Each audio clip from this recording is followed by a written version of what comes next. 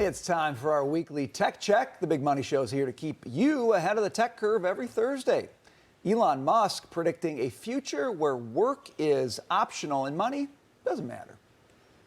It'll be like playing sports or a video game or something like that. If you want to work, in the same way like you can go to the store and just buy some vegetables, or you could grow vegetables in your backyard. It's much harder to grow vegetables in your backyard, but some people still do it because they like growing vegetables.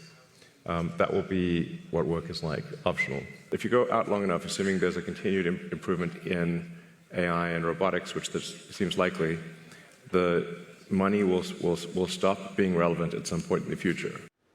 All right, Charles, so your show is going to be called Growing Vegetables, not making money, because it'll be irrelevant. But I think he's making the point that the productivity is going to go up so much in, traditional areas of life that you're going to kind of have to invent new ways to either entertain yourself or entertain others. What do you think about that? The futurists who've been calling for this for, decades and decades and decades have always said, use this kind of line. And I think it was Isaac Asimov or maybe or Clark. One of them, I read years ago, said that this is going to be an amazing period because we will be free to do things like use I think what do we use, 5% of our brain, they say, or something, right, to learn how to use a greater portion of our brain. But, I think these guys forget about, we don't work just for money.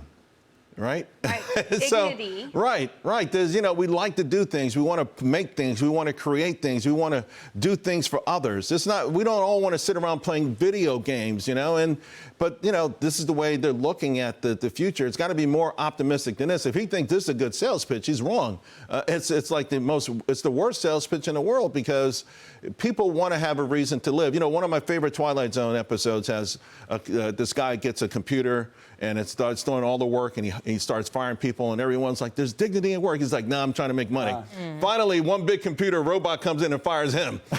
He's at the bar. There's dignity in work, and that's what it is. Right. And this is where we're going to have some issues in the transition to this period. For all the jobs they say it will ultimately create, you're going to lose a lot of jobs first. And what's going to happen with those people? I always worry. So can I throw Jensen Huang's? He's got a different kind of take on this. Okay, he says if your life becomes more productive and if the things that you're doing with great difficulty become simpler, it's very likely because you have so many ideas, you'll have more time to go pursue these things. He says it's my guess Elon will be busier as a result of AI. I'll be busier as a result of AI. So it's it's like the work will be there. It's going to be different stuff. Yes, exactly. And I think, Charles, you and I have talked about this, right? 100 years ago, being a news anchor wasn't a job, right? Until you got a TV and understood what news was, then this became a job. So I sort of liken it to that, where AI will hopefully allow us to do jobs in the future that right now we can't yet imagine because it hasn't yet been created. But I'm hopeful that it will be just the way ours was and didn't exist a couple hundred years ago. I hear you on that, but what's scary to me about what Elon said is this idea of work becoming optional. Because I know a lot of people who will choose the option of not working over working. And if money becomes obsolete, he said money will stop being relevant, then what do we have? We go back to this idea at school where all of a sudden, to make it more fair, we don't want to look at SAT scores.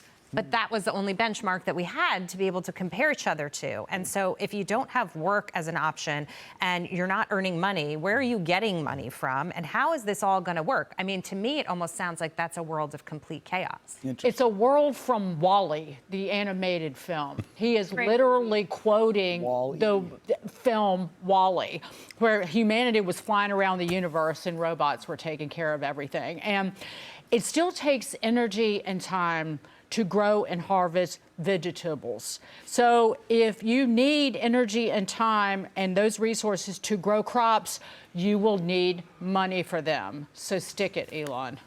I do like growing vegetables. I might do more of that in the future. Charles Payne, we love you.